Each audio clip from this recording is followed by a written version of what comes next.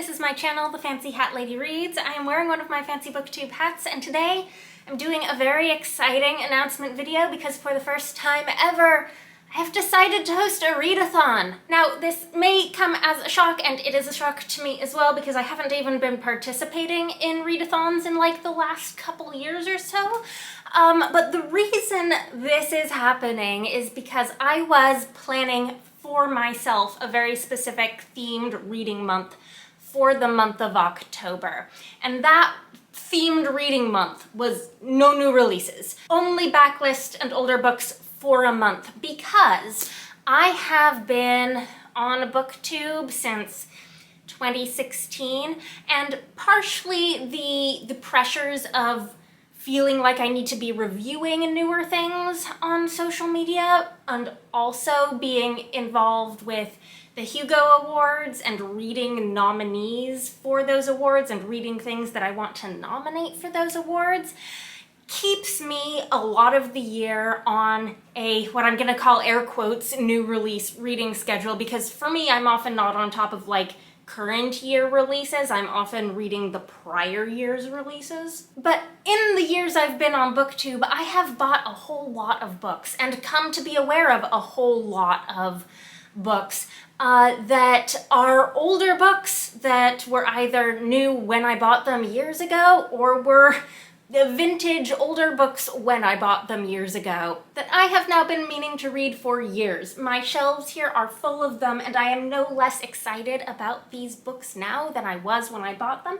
Most of them. Few of them, most of them. And I decided for myself that after the Hugo voting for this year closed at the end of September, I was going to take a month to read only books published prior to the year 2020. And I was getting so excited about this that I ended up floating the idea on our Stitch and Bitch live stream this month that was on Rachel's channel, Kalinati, that I kind of wanted to make a readathon out of it and invite other people on the internet to read older books in October with me. So hence was born the No New Releaseathon. I have been planning this over the last couple weeks. I'm excited to share it with you. I have a co-host. One of my Stitch and Bitch co-hosts, Diana from Bookish Die, has agreed to co-host this readathon with me. And we have some challenges and a points achievement system set up, which is what I'm going to share with you right now. This readathon is going to run the entire month of October.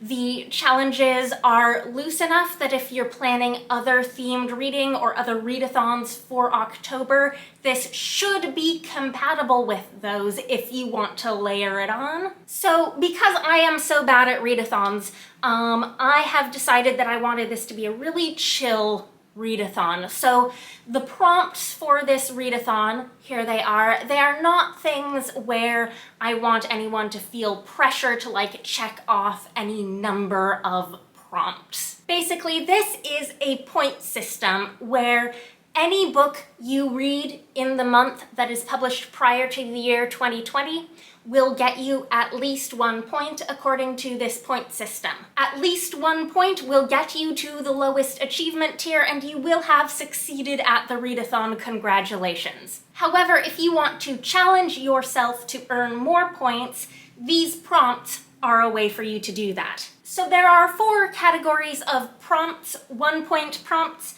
2 point prompts, 3 point prompts, and 4 point prompts. The main prompts in each category are the ones that any book you pick up published prior to 2020 will fulfill one of these prompts. So for 1 point, a book published in the 2010s.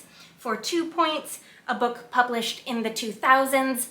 For 3 points, a book published in the 20th century, and for 4 points, a book published prior to the 20th century. So every book for the readathon is required to fulfill one of those 4 prompts. Obviously, these prompts are repeatable. If you want to read all books published in the 2010s, you may do so. If you want to read the 10 oldest classics on your TBR, you may do so. All of the other prompts are also repeatable as many times as you want to repeat them, but each book can only fulfill 3 prompts, your one main year-based prompt, and then 2 others. That is just to put a cap on like how many points you can get with one book. So every book will get you somewhere between 1 and 12 points. The bonus prompts for 1 point are a spooky book for Halloween and a book that is a reread for you. The bonus prompts for 2 points are a book written by a BIPOC author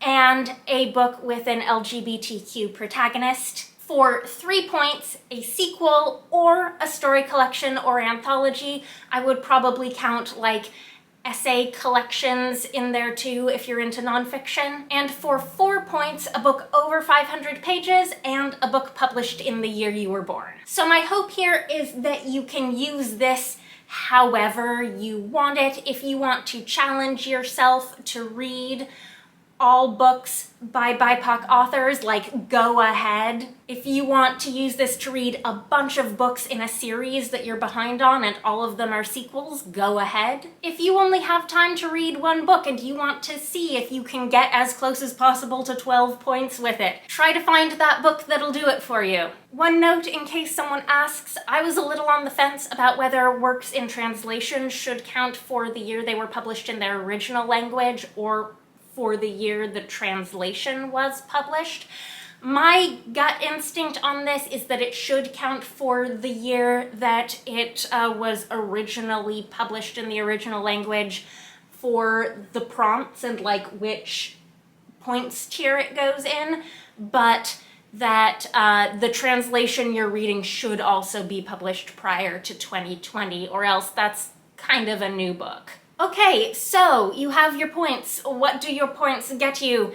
Nothing in the real world, of course, this is just the internet, but I have an achievements tier list. And because I am the Fancy Hat Lady Reads, the achievement tiers are all symbolized by hat emojis. So at the end of the readathon, you may award yourself with the appropriate hat emoji. 1 to 5 points, you are a baseball cap.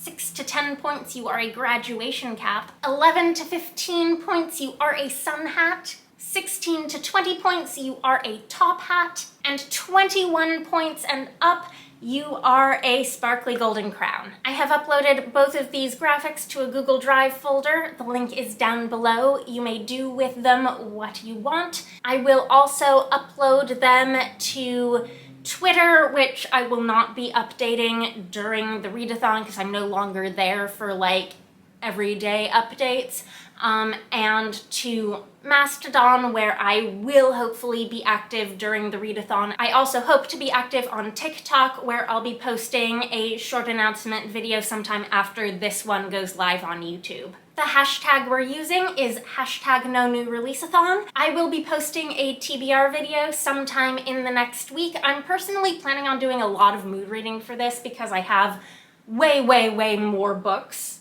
than I will realistically get to that I would like to read, hence the dedicated reading month. But I will showcase a selection of the titles that I've got my eye on specifically in another video. If you plan on participating and you want to post your TBR somewhere, be it on a social media platform, YouTube, video, blog, wherever, feel free to use the hashtag, let me know, tag me. I believe my co-host Di will also be updating on Twitter and Blue Sky. If you have any questions, feel free to let me know. Anyhow, I hope you're having a very nice day. That is all. Bye for now.